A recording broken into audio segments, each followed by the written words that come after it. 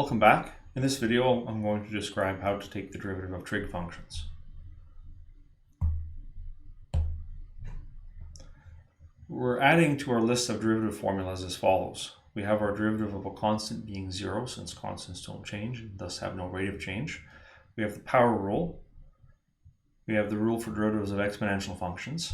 We have the rule for derivatives of log functions. And we have our product, quotient, and chain rule.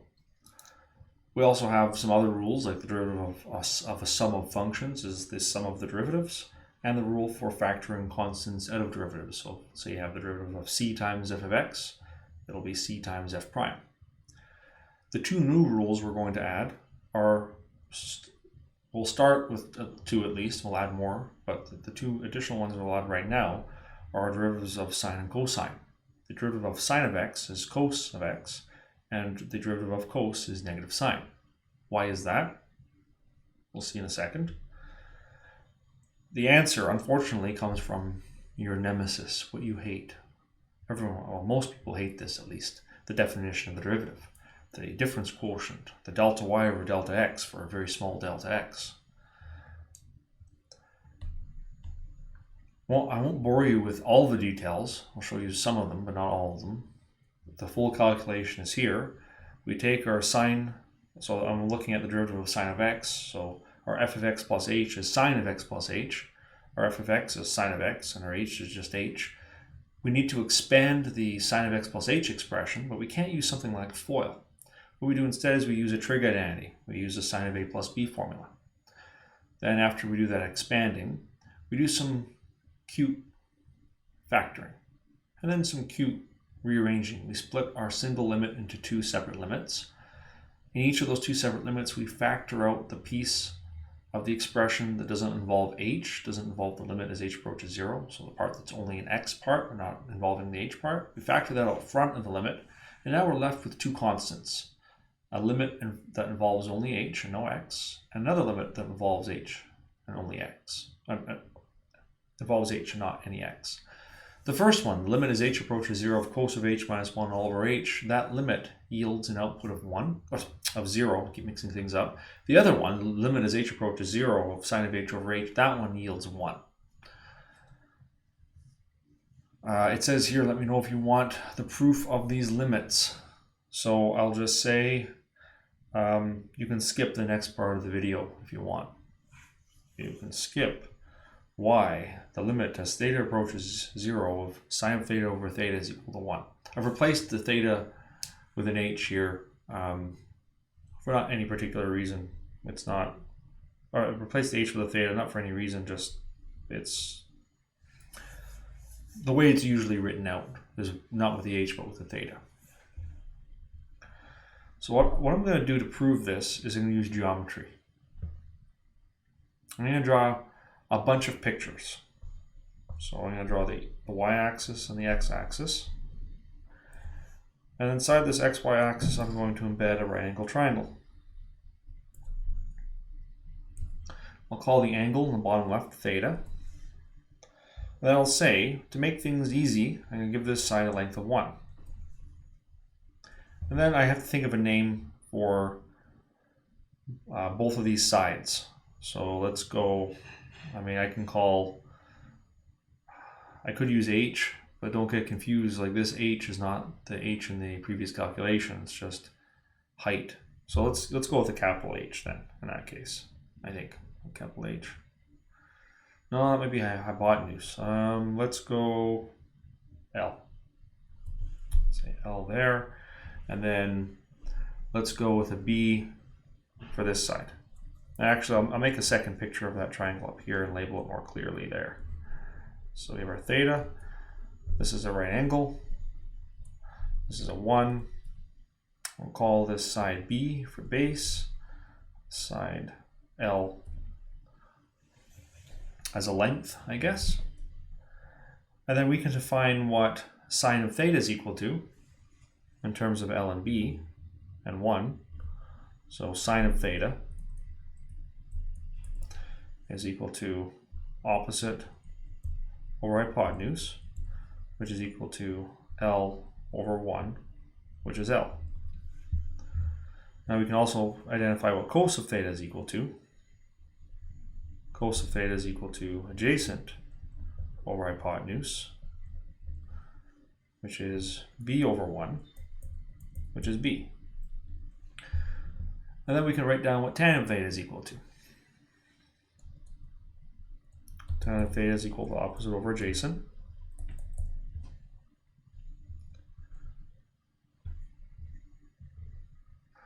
And maybe we need it, maybe we don't. It's L over B. Okay, now I'm going to draw another triangle in here. I'm going to draw a big one.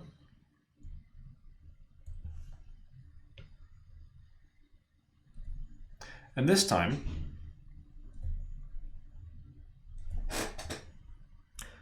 I can't make the hypotenuse 1. I'm going to make, I didn't draw it very well, did I?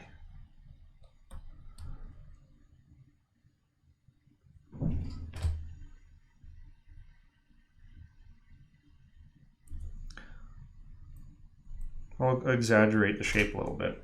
Now this side down here is 1. So I'll draw that, a representation of that triangle up here.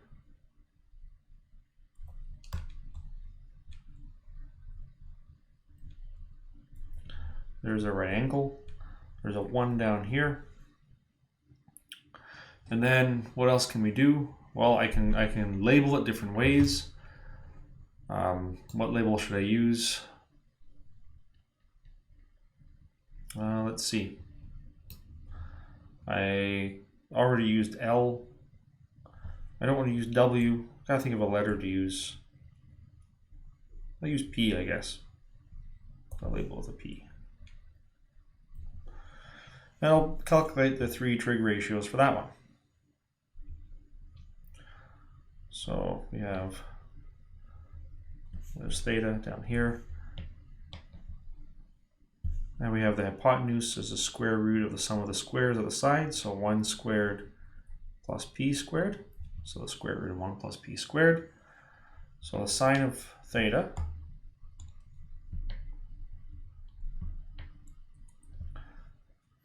is equal to p divided by the square root of 1 plus p squared.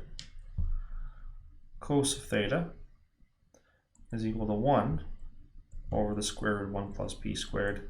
And then the tan of theta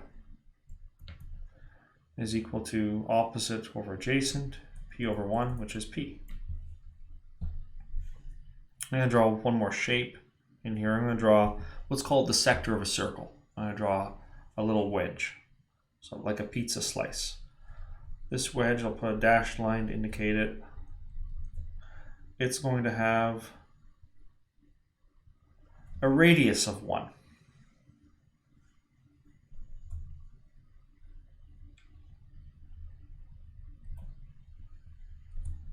So here's theta.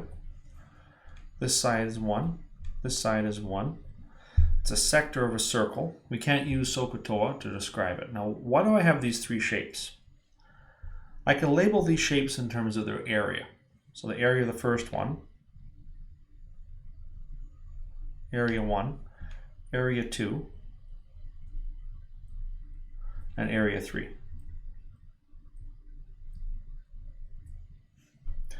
And we can tell that the smallest of these 3 areas is the blue one. Look at the triangles. The blue one's inside the other ones. So it's less than or equal to area 2. In area 2, the red one is smaller than the green one. The green one contains the red one plus a little bit extra. So area 2 is less than or equal to area 3. I'm going to write down an expression for each of these areas. It's 1/2 base times height. So 1/2 b times L for the first one. And then for the second one, it's the area of a sector of a circle is 1/2 times, let's see. So I forget the formula, but we can reproduce it. It's 1/2 times the radius squared times theta, 1/2 r squared theta. So area of a full circle is pi r squared. A full circle has theta is equal to 2 pi. You put the 2 pi in. So you have 2 pi r squared divided by 2. The 2's cancel. That recovers your pi r squared. So that is less than or equal to this. And then the area of the big one, there's a few different ways that we can write this. It's still 1/2 base times height. Let's see. So I'll just do 1/2 p times 1.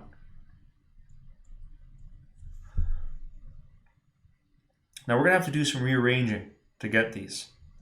So if I rearrange the sine of theta is equal to L, well, that part's easy, just L is equal to sine theta. Rearrange the other one, B is equal to cosine theta, not much to do there. So I don't need tan theta. And then for tan theta in green, I have P is equal to tan theta.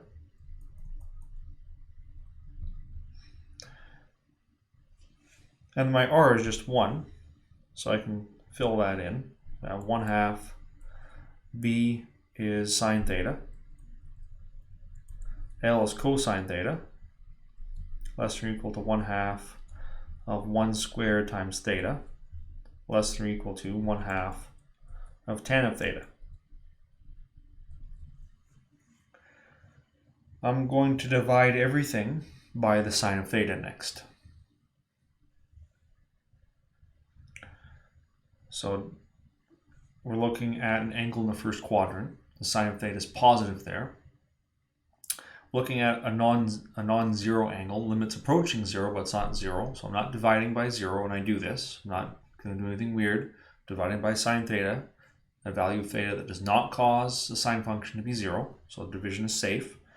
The output's going to be positive, so the division is going to be safe as well. I guess we're taking the limit as theta approaches 0 plus. Not that it matters. So when we divide each of these 3 pieces by sine theta, we get the following. 1/2 times the cosine of theta. It's less than or equal to. And let's multiply everything by 2 as well to get rid of the fraction. So I'll multiply everything by 2, divide everything by the sine of theta. We get cosine of theta is less than or equal to theta over sine theta is less than or equal to tan theta over sine theta.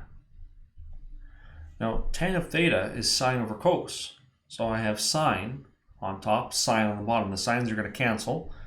We have cosine of theta is less than or equal to theta over sine theta, less than or equal to 1 over the cosine of theta. All right. Next, this inequality strictly came from a relationship between the areas of these 3 shapes. This inequality is true for any angle of theta that we pick. That's going to be true for angles of theta outside of the first quadrant. Yeah, I don't have to think about it some more, but it's definitely true in the first quadrant, and it's going to be true in the C quadrant as well, where the cosine function is positive, not true outside of those 2 quadrants. But that's all we need, because we're using, what we're going to do is we're going to take the limit as theta approaches 0. And whether we approach from the left or from the right, it's not going to make a difference. The outcome is going to be the same. So I'll take the limit as theta approaches 0 of each piece.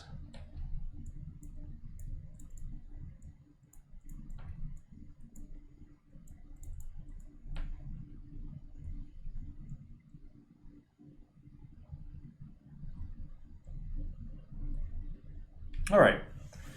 Limits, if possible, can be treated as function evaluations. So that first limit on the left-hand side, limit as theta approaches 0 of cos theta, we can try just to plug 0 in for theta and see if it works out nicely. And it does. Cos of 0, recall, is equal to 1. So 0 is where the adjacent and hypotenuse squish on top of each other, and the opposite goes to 0. And the cosine of such an angle is going to be 1. And the same thing is going to happen over on the right-hand side. We get 1 over 1, which is 1. Middle stays in the middle. And look what happens. We have the limit as theta approaches 0 of sine theta, of theta over sine theta, I got rid of my theta, that limit is both greater than or equal to 1 and less than or equal to 1. Well, how can that be true? How can something be larger than and equal to 1 and less than or equal to 1? It can only be true if it's equal to 1. And this is called the squeeze theorem, by the way. But I won't bother writing that down. You don't need to know that.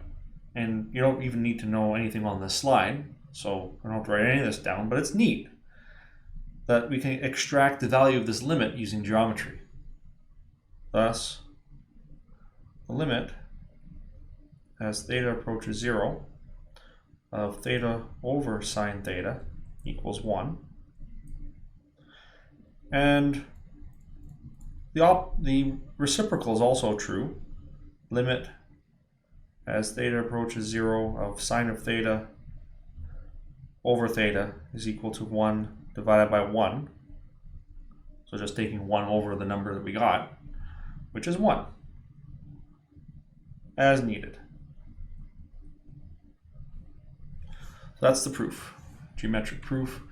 And just to show you, just to partition this into the part you could skip versus the part that you can't skip, I'll end the video here and continue fresh afterwards.